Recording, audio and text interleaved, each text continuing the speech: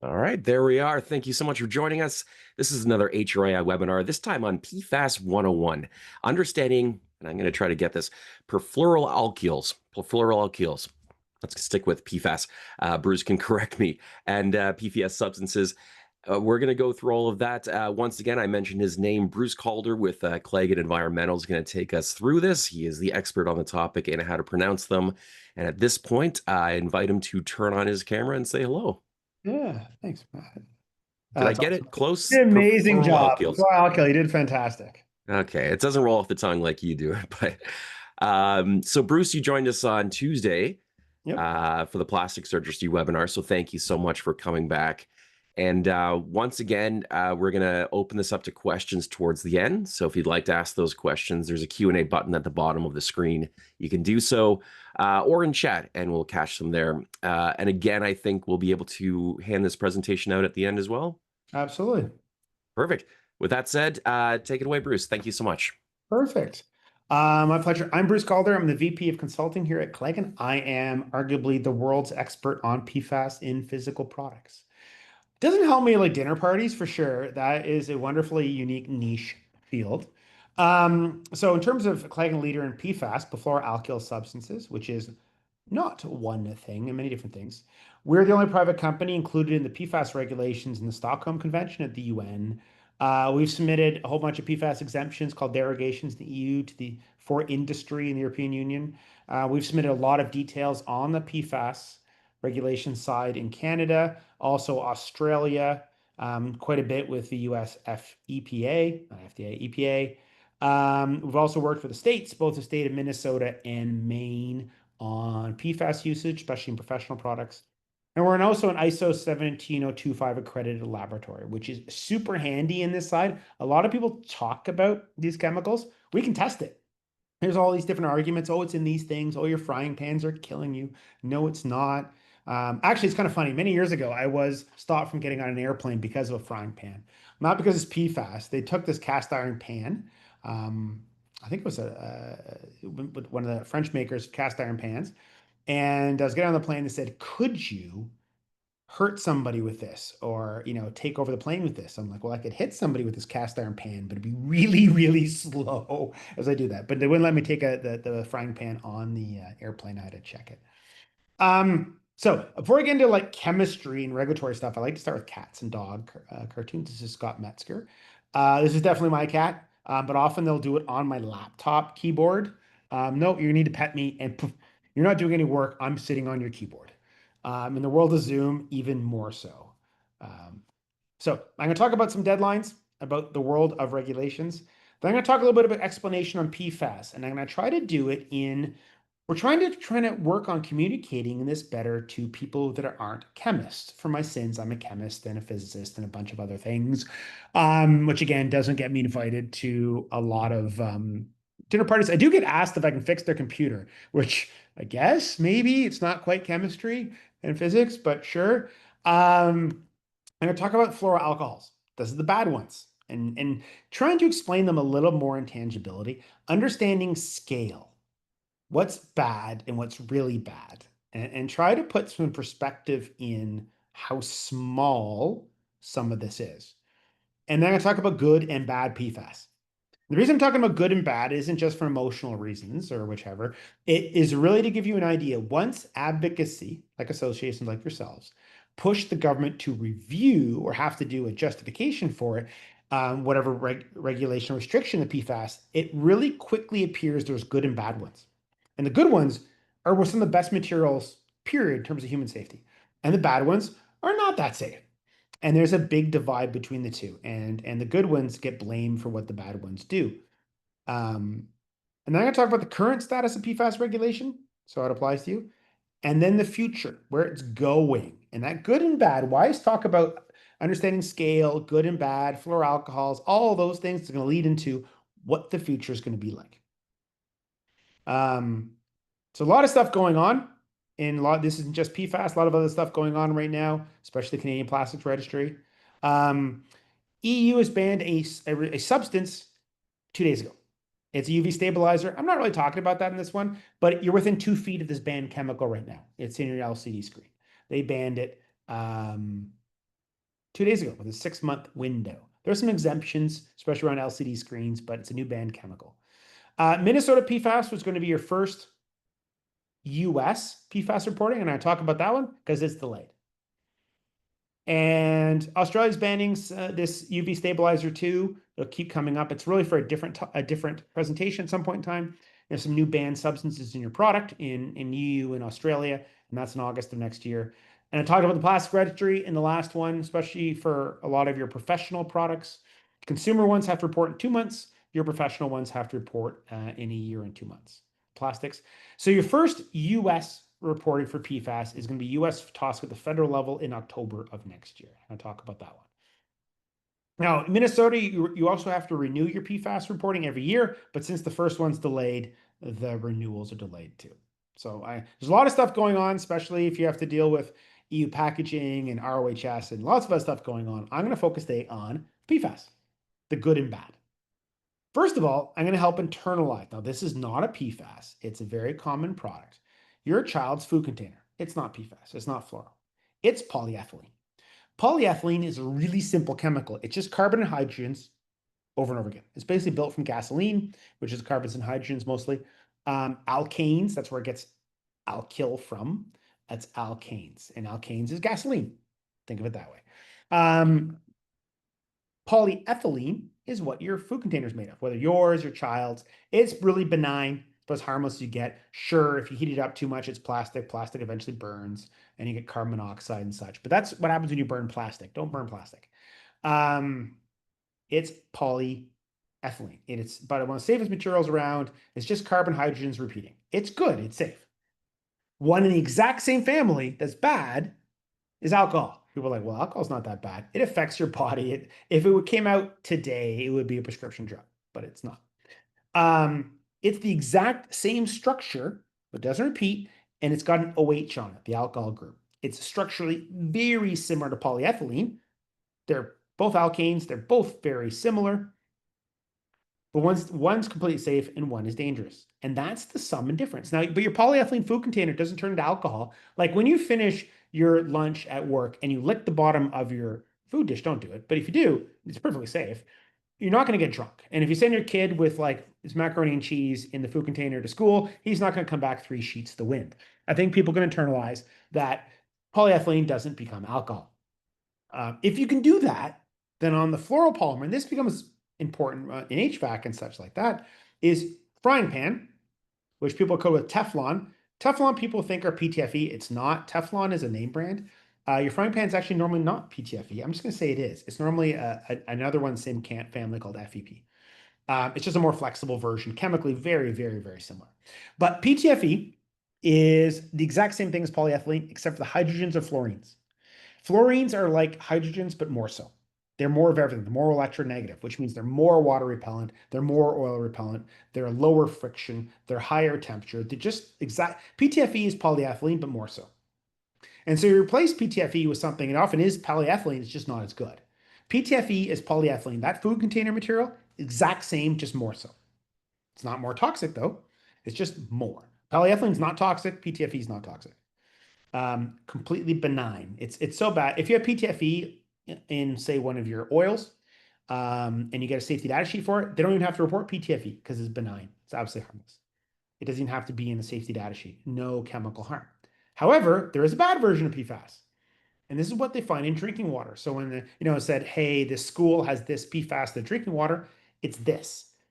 It is the alcohols of the PFAS world. It's actually carboxylic acid, but basically think of it as an alcohol. So it's not repeating. It's got an OH group. It is literally the way ethanol is the alcohol of polyethylene. PFOA is the alcohol of PTFE. PTFE, the frying pan, doesn't become it. It doesn't use it. It's not related to making it. It doesn't degrade into it. It's not related to PTFE. It's related to other things. And so the alcohol, the PFAS world. But unfortunately, we get a lot of our science from journalists, which is, think about it, might not be the brightest idea in the world. It's good for them to identify an issue, but they're not normally chemists themselves. And I deal with journalists all the time. Everything I tell them, it's like I've killed the sacred cow. That's not the way it is. It's not your frying pan. But frying pans are super dangerous. I'm like, no, they're not. We test them all the time. They're not dangerous whatsoever. They're one of the safest things in a medical device. Silicone, dangerous. PTFE, not. They're like, what? Yeah. Um, in a relative scale. And I'll talk about scale in a moment. It's all relative scale. But these ones are perfectly benign. The PTFE, it's the PFOA. And that's what they're finding in drinking water. And they're actually not related except in name. They're as related as alcohol is the polyethylene. Your food container doesn't become alcohol. Your frying pan doesn't become PFOA. Your frying pan doesn't contain, nor does it degrade into anything that ends up in drinking water. They're not related. They get blamed for it, but they're totally unrelated.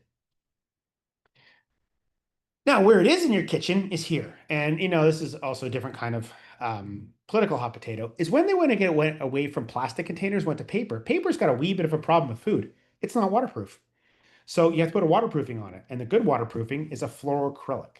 You can't put PTFE, you can't heat PTFE up to 500 degrees Celsius on your paper and fuse it like you can to your frying pan. Your paper would disintegrate. So they use something else. That something else creates the fluoroalcohol in humans. Now you can replace it with the polyethylene version, but it's not nearly as good. It's related to the fluoroacrylic. It is a paint related to the waterproof coating, but it creates sub 1 part per million, really low levels of PFAS alcohols. That's why scale is a big deal. Now, the food industry is phasing it out. They're putting polyethylene versions are, which aren't nearly as good. So your taco bowls won't hold in oil or grease nearly as much as they used to. I remember when you used to get, like a fries container, and then the oil will go out the other side of the paper. Yeah, now it doesn't as much. That's fluorocoating. There is the polyethylene coating will do the same. It will actually let the oils go through slightly. So your fries container is going to have oil going through it again. That's the way it is. Now, what's in it? This is big time chemistry. It's just, well, the reason I'm going to explain this, you might come back to this later. It's why, explain this is why there is a problem, but it's not you. It's them, not you. So when you have paper, you can't just heat PTFE up and melt it onto the paper at 500 degrees Celsius. The paper is not going to be there anymore. So it's these side chain things where they put paper and then they put acrylic paint. It's acrylic polymer. It's paint. Like, when you think about doing paint on the wall, whether you use water or acrylic based, it's acrylic. And it attaches to paper, like your wall. And what's sticking out the sides of these fingers, they're called side chain PFAS. They're technically a polymer because these blocks keep repeating, but they're actually they're closer to alcohol. They're single fingers sticking out. And those fingers put the carbon fluorines, which give it all the waterproofing, on the outside. But they're fragile. They break right there, and that's where the PFOA alcohol. Oh my goodness, I gotta fix that PFAS. Let's like I spelled that while drinking alcohol. I'll fix that on the ones I circulate. Alcohol. Yeah, I definitely looks like I was hammered when I made this chemistry. Um, I can't believe I just said that. Anyways, it wasn't. How the fluoroacrylic paper, I'm just actually incompetent at typing. How the fluoroacrylic paper creates small amounts. That's why the food dish, which when we're talking to journalists, it's the 8th worst product in your kitchen from materials, restricted materials, from a poisoning point of view. The 8th worst. The number one is so ludicrously on the different end of the spectrum in terms of danger, though. The worst thing which will come up later, actually, in your kitchen. Totally not fluoro related. So this is how you get a tiny little bit of those PFOA alcohols in paper. So unless you're fluorocoating fabric or paper, you don't have this one. If you're using PTFE or Viton and stuff, I'll talk about them later. They don't have this problem. This is limited to this acrylic paint. It's because you can't fuse the polymer on because the paper will disintegrate. Or if you did this waterproofing on your jacket would disintegrate. So that's why they have this complicated, and this might be way too much chemistry, but it's explaining why there's a bad one that's not you. So when advocacy comes in and say, hey, we're worried they're going to ban our PTFE packing or O-rings or whatever. No, they're not. This chemistry is difficult and they absolutely ignore it, especially the legislatures, until they're forced to look at it. Now that all these things are moving to reviews and justifications, the chemistry is coming out.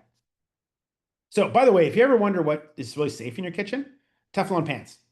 We test them all the time. They're probably chemically the safest, one of the 3 most safe restricted materials. We don't work for this industry, by the way, other than just doing some restricted materials testing for them. It just is. Now, I don't have too many Teflon pans at home. I have a couple. The reason is because Teflon is not very durable, and I prefer most of my ceramic pans. They just last longer. Nothing to do chemically. Teflon pans. We actually replaced a lot of our aluminum foil with some Teflon sheets. A little harder to use, not nearly as convenient, but chemically way safer. So Teflon pan is really safe. Stainless steel, very safe. Cast iron, not at all. Your griddle that you do your waffles on or whatever, leaded like you wouldn't believe, comes out in orange juice or any other acid. And copper pots, not brass. Brass are super toxic. Copper pots are also pretty benign. They do allow a little copper out, but it's actually not terribly harmful. Stainless steel does nothing. Cast iron. The funny thing about the lead in the cast iron is it doesn't usually have a lot of lead, but it's hard to measure lead in cast iron because of the amount of arsenic in it. It actually interferes with our measurements. Okay, now on to PFAS. Relative size. Okay, this is a really important thing to understand for PFAS and what we have to also tell, journalists and not and authorities trying to internalize size. Like, oh, this is parts per trillion. Like we found PFAS in our water. It was 30 parts per trillion. I'm like, so? I'm like, the amount of DHP in that your shower curtain is 100,000 parts per million. They're like, so? 30 parts per trillion and 100,000 parts per million is so far. Okay. This reminds me, by the way, my father, who's a fair physicist, don't tell him I said that. One of his favorite books is when the US was developing their nuclear program. One of the physicists was testifying to Congress, which I've actually done. That's how I met John McCain. I actually came around a corner, I ran into him. I met him in a physical collision way instead of a personal way. Anyways, they were testifying, not me, on I was doing conflict minerals, but they were testifying a long time ago on a nuclear power generation. And they were asked like how far have we gotten to, fusion or a nuclear power generation? And the physicist says, well, we got up to like 10 to the 6 kilojoules power. Not enough yet. And somebody asked, well, how much power do we actually need? Power density. He's like, we need 10 to the 12 kilojoules. And somebody stood up and go, oh my God, we're halfway there. I'm like, that's not how that works. Anyways, so imagine that 1 part per trillion, which is what they're concerned of PFAS in drinking water, is an apple. So this is Bill, and that's an apple. It's a very big apple. That's 1 part per trillion. So imagine that's 1 part per trillion. You're like, oh my God, you're doing math. Yeah, but I'm doing apples. It's fine. The PFAS drinking water limit in Canada is 30 parts per trillion. US, it's going down, depending on what the federal government does, like 10 or 15. It's a small number. So in Canada, of course, CBC is a major news organization. They had this big thing a month or two ago about all the different PFAS locations in Canada. And this one's Bagotville, which is not shocking, by the way. It's an Air Force base. The main firefighting foam is fluoroalkyl based. It creates, so imagine you're fighting a fire and you're the sole fighting the fire, and the plane is on fire with all its plain gasoline, and it's going to be exciting. So you have a couple choices. You can either walk into the fire spraying, firefighting foam, or you choose foam that when you spray it, it's got such a frictionless layer that it spreads right over the gasoline super quickly, so you don't have to wander into the fire. And that's why they have it at Air Force bases. And so there is a tiny bit that ends up in the water. And it's not the safest chemical in the world, but it's parts per trillion. They're like, it's nanograms per liter. I'm like, oh, you're making it super complicated for people now. Nanograms per liter. Well, like grams, and a gram's a milliliter, and a milliliter is the thousandth of a liter. Anyways, this is really complicated for humans. That's parts per trillion. That's 30 parts per trillion. And people are like, well, that's just a number. It's not a gazillion. Oh my God. It's very small. Okay, that's why we do this. Imagine if an apple is a part per trillion, which they're worried about. Here's the apple. What's a part per billion? Which, by the way, I think is ridiculously small. Part per billion. It's an upright piano. That's a part per billion. It's bigger. Imagine if the piano is a part per billion. What's a part per million?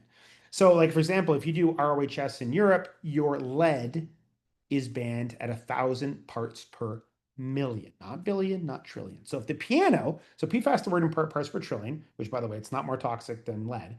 If a piano is parts per billion, what's a part per million? It's a Boeing 747. And there's Bill. I think Bill's actually a little smaller than that. That's what a part per million is. And so the ROHS limit, compared to what they're worried about for PFAS, is equivalent to 1,000 Boeing 747s. It's a lot bigger. Bring an apple onto an airplane next time. How important is the apple to the weight of that plane? Not at all. They don't make, oh, you brought an apple on. You have to sit in the front row now to level out the plane. That's not the way it works. Especially 747. So this is also one of the reasons we're talking good and bad, is trying to understand these differences. Where in ROHS, the lead level we're concerned about is 1,000 Boeing 747s comparatively.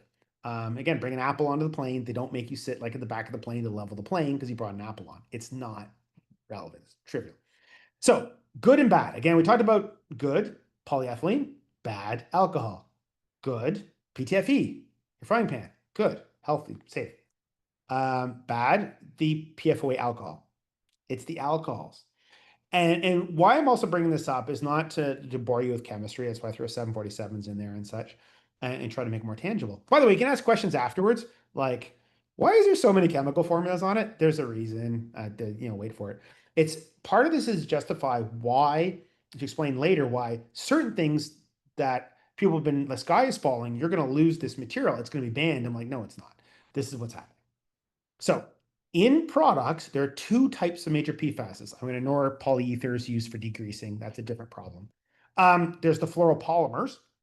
So it's like the high temperature wire in your router, your PTFE tape, you wrap around things, your PVDF, your Kynar piping, your fluorosilicone, so on and so forth, your PTFE, NAFEP. Those are fluoropolymers. That's what you're adding to your product. The exception is the fabric fluorocoating. That one is a fluoropolymer and is not really on the good side. But outside of fluorocoating paper, fluorospraying paper, or fabric, this stuff is pretty benign.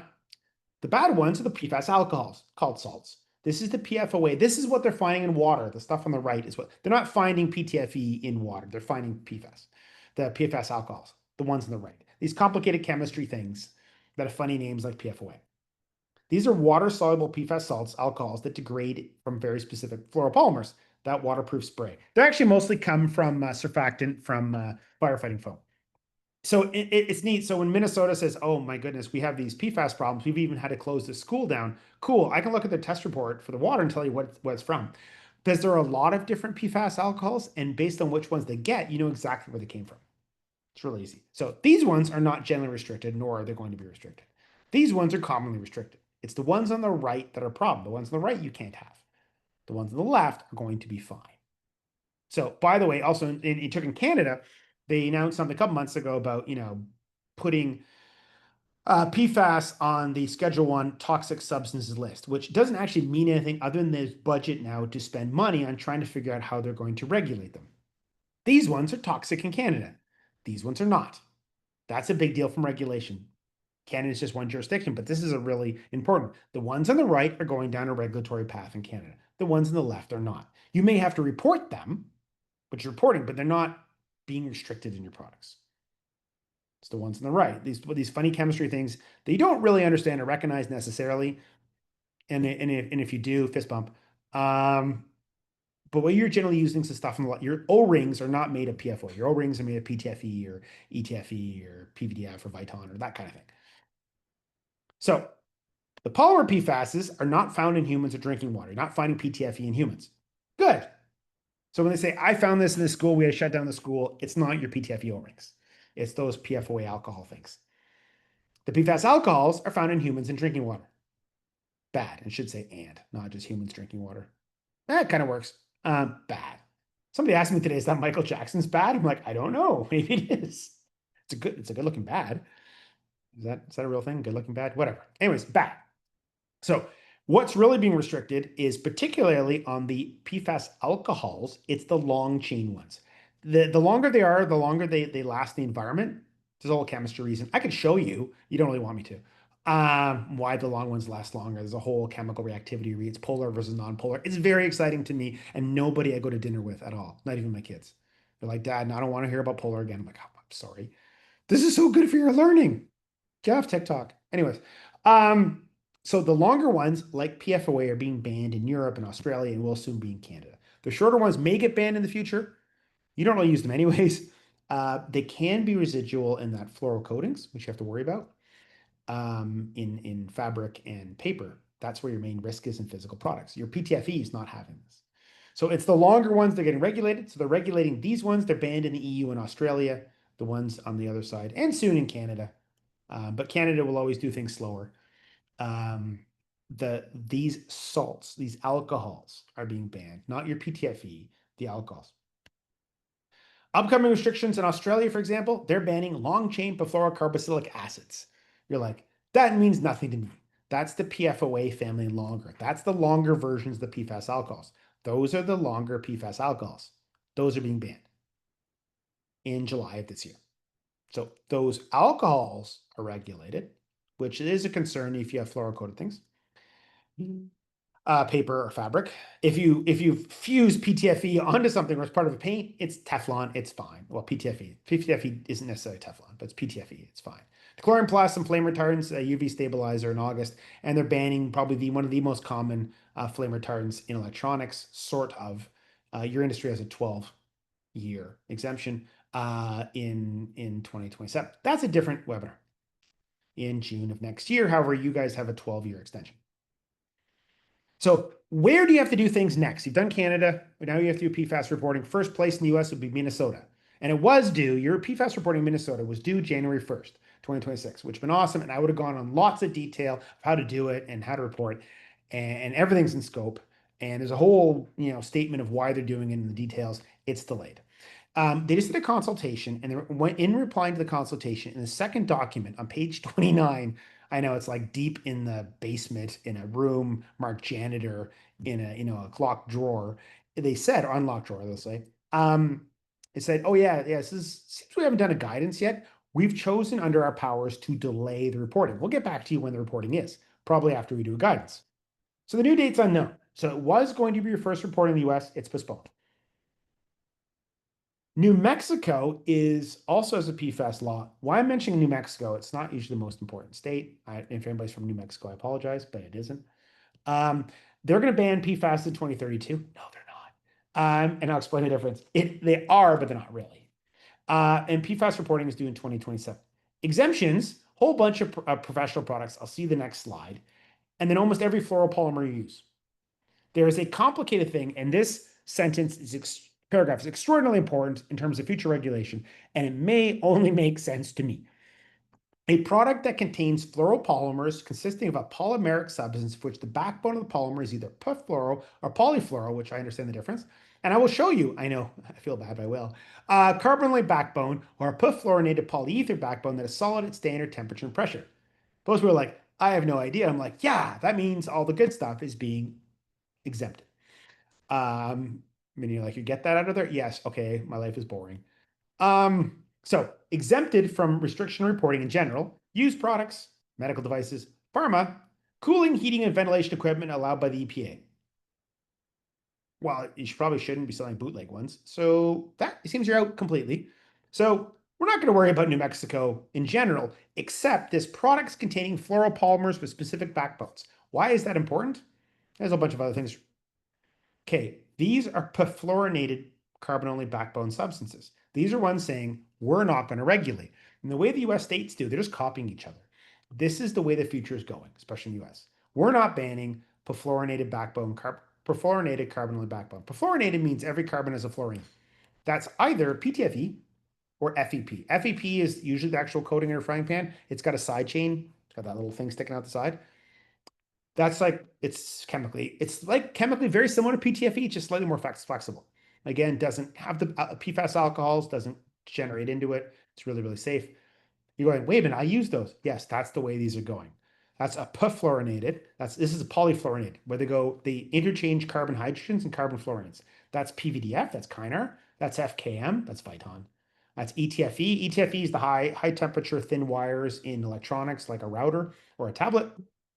Solid polyethers. It's a plastic called PFA. It's a very flexible wire material. We use it also in the lab. It's really good for beakers.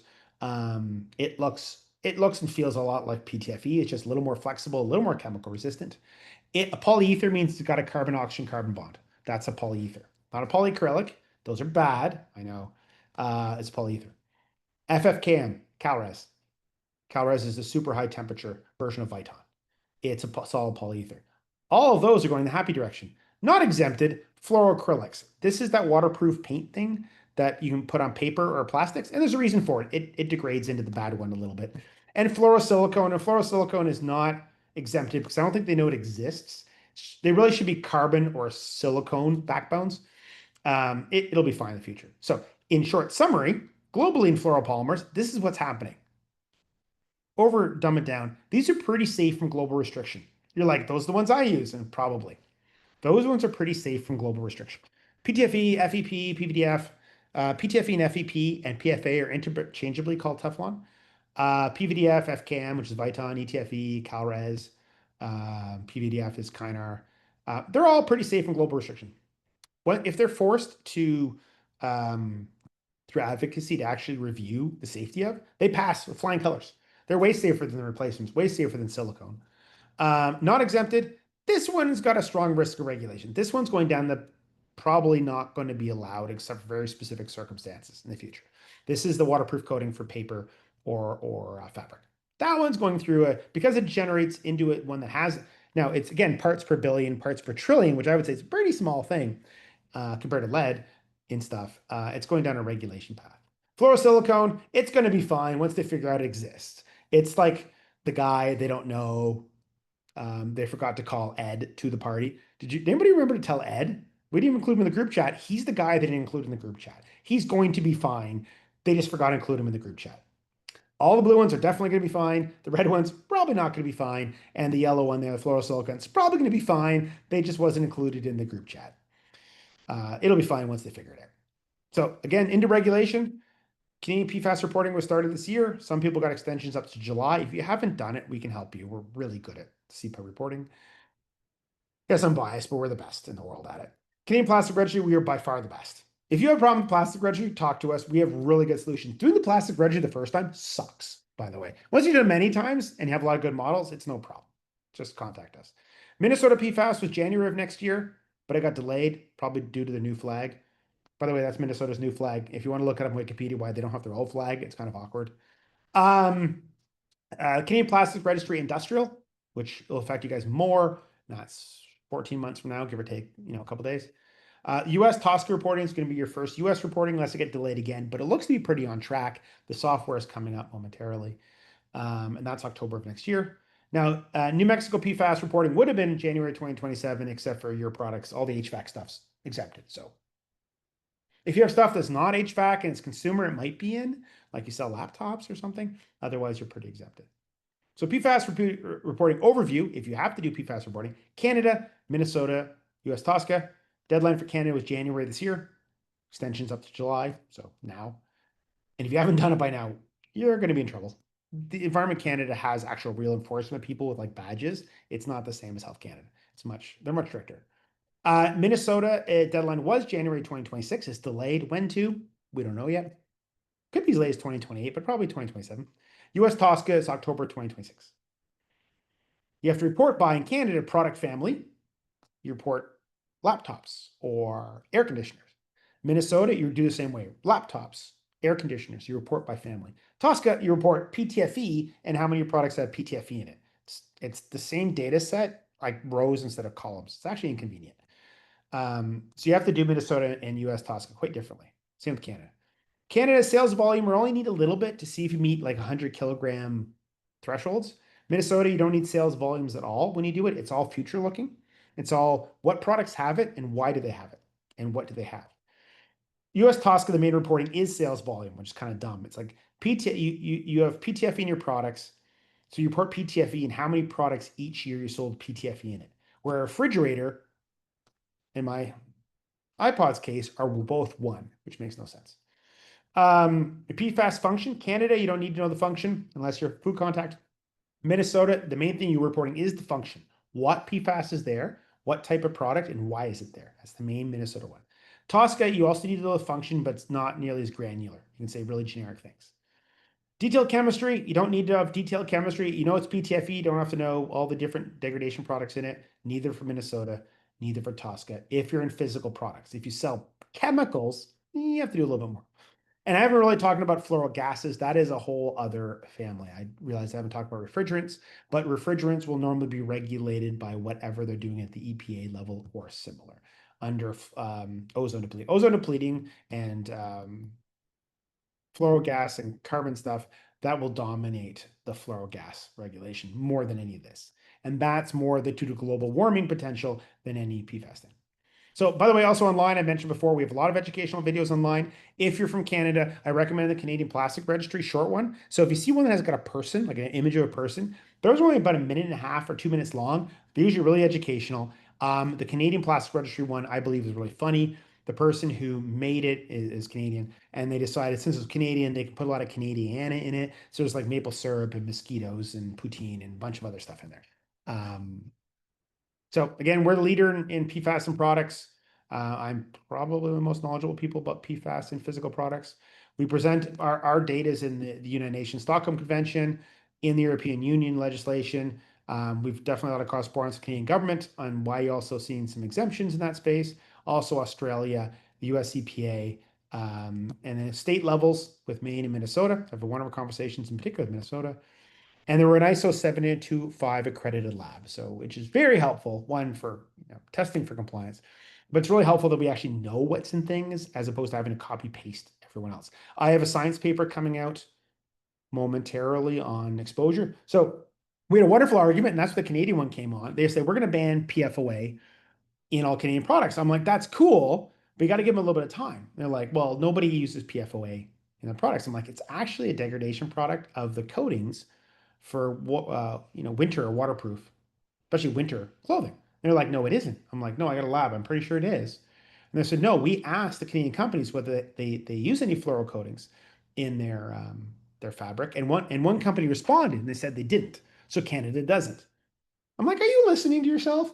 Anyway, so we took that. Okay, fine, challenge accepted. So last year in 2024, and it's actually public information, we tested 13 kids' gloves in Canada. Just pick 13. 11 of them were fluorocoated. 9 of them had PFOA family that you can measure, the bad one. And then we redid it this year, and I think it was only 3 or 4. It's gone down. But we also did exposure tests and showed that even though it's in it, one of the nice things about fluorocoatings is they're so water repellent, it doesn't come out. Like, oh, does it come out of water? Well, I mean, that's the whole point behind the fluorocoating. It actually blocks water. So if there's a bad thing in it, fluoroalkyl, it doesn't even come out of the fabric one. So the one that's bad, or it doesn't even come out of it because it's so water repellent. So this is where we get to Q&A. So if you have any questions, feel free to submit it into the control panel or the Q&A section, and I'll try to get to as many as possible. I'm going to stop sharing for a second because I'm going to try to figure out where my controls are. Oh. We got one question queued up, but as we're going to read that, just want to encourage everyone to take advantage of Bruce's specialty here. You can put your questions in the Q&A button and also in chat, and we'll get to as many as we can in the next 20 minutes here. So we do have one from Anonymous. We request PFAS certificates of conformance from our suppliers for all the components used in our end product. We request details for both intentionally and unintentionally added PFAS. We have problems with getting a certificate of compliance stating that there is or is not an unintentionally added PFAS. Is there a non-testing strategy that our suppliers can use to feel confident in reporting if the component does or does not have unintentional PFAS? Well, for the first thing we do is we simplify the whole process and going, what are we doing this for? Is it for Tosca? Is it for Minnesota? What's the answer? Most of those questions don't matter. So we're a big fan of getting the most compliance for the least effort. And it's usually, so we never start with supplier declarations. Don't do that. Start with what the output is and what's the best way to get to that output. And there might be some data gathering in there. We only do data gathering, I think, for batteries. It's the only one where it's actually that useful. One of the nice things about unintentional is unintentional PFAS are only in intentional PFAS. Like you can't have an unintentional PFAS in something that isn't a PFAS. Now, different interpretations of that. Your ABS, to be flame retardant, needs an anti-drip agent. So it always has PTFE in it. But it's there intentionally. And if you have an unintentional one like PFOA, long story why it'll be there. It's not, it's only, you only get PFOA because you already added an intentional, fluoroacrylic. So the unintentional ones are already always in the intentional ones. So it's usually fine. Most of the time, it's like, what are we actually doing the reporting for? That, well, you're going to have these PFASs here and here. All you do is reporting you have PTFE in your product. Don't kill yourself with all the other details. So first of all, if you want to get really granular, the unintentional ones only exist in intentional ones. So the ones that aren't supposed to be there only exist in ones that are supposed to be there. You don't get PFOA magically coming out of iron or magically coming out of polyethylene. It has to have a fluoropolymer, fluoroacrylic, or similar to start with. So, but we normally don't start with data gathering from suppliers. We usually do it the way around. What are we doing this for? Oh, we're getting customer questions. Okay, what's the ask? This is how you answer it. Because you'll notice there's a lot of redundancy, and a lot of your PFASs are blatantly obvious, and so you don't kill yourself with it. Do you have PTFE in your product? Well, we have a coax connector. You have PTFE. So kill yourself if you have PTFE. And it's not going to be banned. It's just reportable. So don't kill yourself. So, and we do use testing for PFAS a lot when it's a simple product. When it's a more complicated product, most of the a lot of the main PFAS are blatantly obvious, and so you just declare them. So Thank you. California's textile PFAS has a 50 ppm limit, sort of, for reporting for non. That's a really good question. For fabrics that don't have a significant waterproof requirement. So, for example, for SEMA, they don't really care about consumers, so you can't have a fluoro-coated jacket. There's a textile limit in California, but you can have it, say, if it's a professional level one. So you can get a professional level jacket, which you can still get as a consumer, that's allowed it. They just have to label it. So the one place, what they're banning is not PTFE, they're banning the fluoroacrylics. They're banning unintentionally expanded PTFE. So back when we were young, Gore-Tex used to be expanded PTFE fiber, expanded PTFE fabric. Now it's Gore-Tex you buy today as a consumer, it's expanded polyethylene. It's your poly bags. It's not nearly as good. But if you get the professional Gore-Tex, it'll still be ePTFE. And that one's, again, it's PTFE, it's perfectly harmless. It's the fluoro-coated ones that are being affected. And again, what happened in California is it got rushed to legislation without any consultations. It would have been very different with a consultation. So fabric and in some cases cooking pans have gotten stuck with the fact they got things legislated without anybody thinking about it first and what the real problem is. And so I go to a lot of states like Minnesota that has a problem. Every single time they bring up PFAS in the water supply, I can look at the test report and tell them they're completely wrong on what they're doing. It's actually this, and it's blatantly obvious. And if you want to sue somebody, it's probably in the picture Google map just up a little bit because you can scroll. You don't want to blame an individual for liability, but you can probably figure it out from Google Maps who it is. We interpret our HVAC filters as textiles. Do you agree? Generally, no. There's a whole reasoning behind it. Textiles follow normally a customs code. Your textile, your furnace, and we've done this for a lot of things. When in doubt, reach out. We've dealt with this textiles definition quite a few times. Where it also gets is theoretically the in a motor, the I can't remember what they call it. There is a piece they call a textile that wraps around it. It doesn't qualify as textiles for this. It's not a textile. So normally filters won't be textiles. Feel free to reach out and we'll help explain. It's usually related to customs code. A textile is one of the few that uses customs code, and you have to be in a certain customs codes listing. And depending on the jurisdiction, there's a different exactly rule way that gets to that point, but it's different. But great question, actually. Motors theoretically have, they call, can't remember the piece of it, a textile, but it's not. It's like fiberglass. Yep. Any other questions? Oh, I might have one chat. Oh, different place. There we go. I'm on Uh, mute. Oh, we got one in chat. yeah. Yeah. How likely is that overseas suppliers will end up providing requested data? It depends. Most of your electronics are overseas, and they usually have good data. It's so a lot of times especially in the HVAC, a lot of your PFAS uses are blatantly obvious outside of your circuit board. Your circuit boards are a little more opaque, but they're pretty simple. And a lot of your PFAS data in your circuit board is actually wrong as a test lab. It's a long story. They're generally over declare, which is true for almost all restricted materials for circuit boards. But almost all your other PFAS are blatantly obvious. You're using a PTFE O-ring. I get it. Yeah, PTFE. So a lot of the macro ones are really, really obvious to the point where you can see it in the descriptions. The one that isn't as obvious is the flame retardant anti-trip agent ABS. But what we do for a lot of companies is like, well, do you control it? I mean, if you have flame retardant plastics, could your next component have it? Yes. Well, declare it. What's the harm? You have PTFE everywhere. So what's the harm in declaring the PTFE in the ABS? And in Minnesota, it's really important because if you get a part in the future that has it and you haven't declared that function, that flame retardant function, you can't sell that product. But if you have, then you can. A lot of these are, if you over-report, you can sell more. It's kind of funny. Environment Canada tells us that they will accept that someday will not be available and are interested in seeing that we make an effort to acquire the information. Is that what you've been told as well? Yes. And generally, if you do it from engineering analysis over data gathering, you get better data. A lot of the other data is incorrect.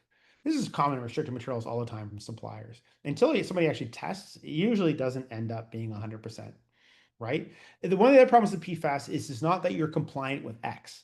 Like ROHS, you have to be compliant with the ROHS restrictions, ROHS legislation. It's got a whole bunch of specific rules. PFAS reportable is kind of a little open-ended, not really well understood, and a bit linguistic. So we find the answers are like, hey, we looked at ingredients. We have this PFAS surfactant. I'm like, yeah, you have a detergent. It's not in your final electronics. That detergent went bye-bye long ago. So very common one, PFAS. You do have a machine metal part. Yes, use PFAS to make your part. So when you machine a part, there's usually an oil in it. Mineral oil is used as part of it. You have to degrease. You ever do degreasing? That's mostly with a fluoroether. But that fluoroether is not on your metal part afterwards. But pretty well all machining, the degreasing, major degreasing uses polyfluoros, uses a polyether family. Usually, privileged by 3M, now by a lot more people. Novec family, etc. That's a degreasing agent, but it's not on your metal part afterwards. So there is actually a lot of fluoros used to make your product that you won't even see. So we have found data gathering, except for batteries. Batteries a little bit different because nobody really wants to open up a battery. It's kind of exciting, and on average, when we accidentally open up a battery in our lab, it's not flammable. It just sprays hot liquid everywhere. But they have like PVDF and stuff.